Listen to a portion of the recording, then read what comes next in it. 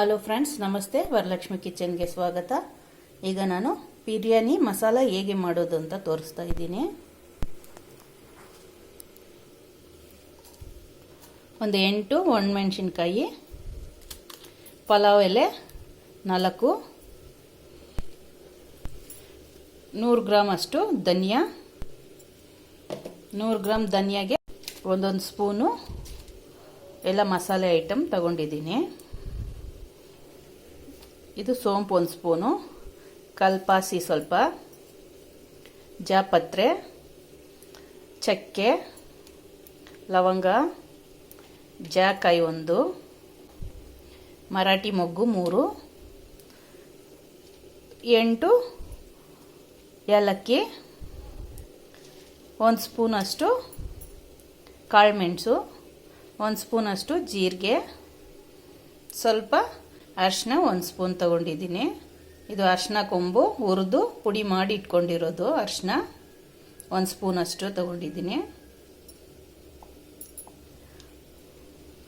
ಇದೆಲ್ಲ ಫ್ರೈ ಮಾಡಿಕೊಂಡು ಫಸ್ಟು ಧನಿಯಾ, ಜಾಕಾಯಿ ಕುಟ್ಟಬೇಕು, ಕುಟ್ಬಿಟ್ಟು ಫ್ರೈ ಮಾಡ್ಕೋಬೇಕು.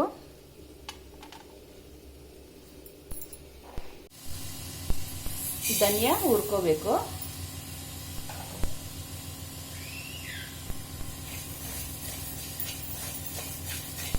ಧನಿಯಾ ಅಂತ ಘಮ ಬರಬೇಕು, ಅಷ್ಟರ ತನಕ ಫ್ರೈ ಮಾಡಬೇಕು. ಹಾಕೊಳ್ಳೋಣ, ಆರಬೇಕು. ಇವೆಲ್ಲ ಹಾಕಿ ಫ್ರೈ ಮಾಡ್ಕೊಳ್ಳೋಣ.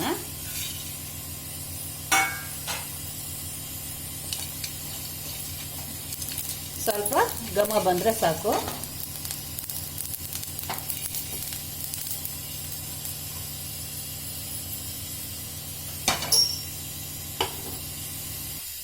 ಒಣಮೆಣಸಿನ್ಕಾಯಿ 8,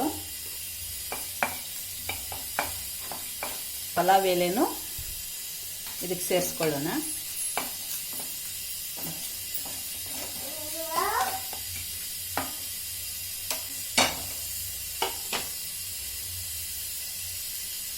ಈ ಬಿಸಿನಲ್ಲೇ ಅರಿಶಿನ ಪುಡಿ ಇದಕ್ಕೆ ಸೇರಿಸ್ಕೊಳ್ಳೋಣ. ಇದೆಲ್ಲ ಪುಡಿ ಮಾಡ್ಕೋಬೇಕು. ಈಗ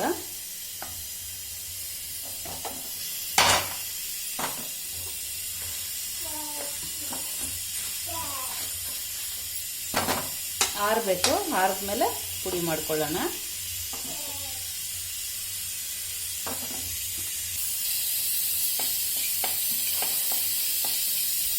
ಅನಾರಸ್ ಹೂವನ್ನು 2 ಹೂವು ಬಿಸಿ ಮಾಡ್ಕೊಂಡಿದ್ದೀನಿ.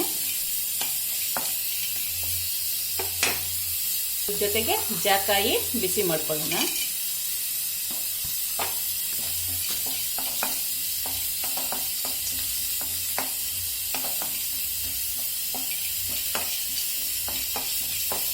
ಸ್ವಲ್ಪ ಘಮ ಬರುತ್ತೆ.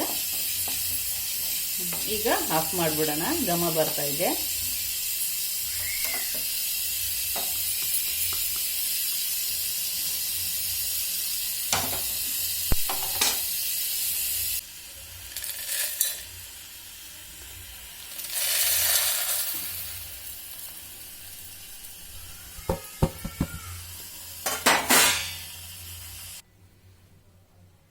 ಪುಡಿ ಆಗಿದೆ. ಬಿರಿಯಾನಿ ಮಸಾಲೆ ರೆಡಿ ಆಗಿದೆ.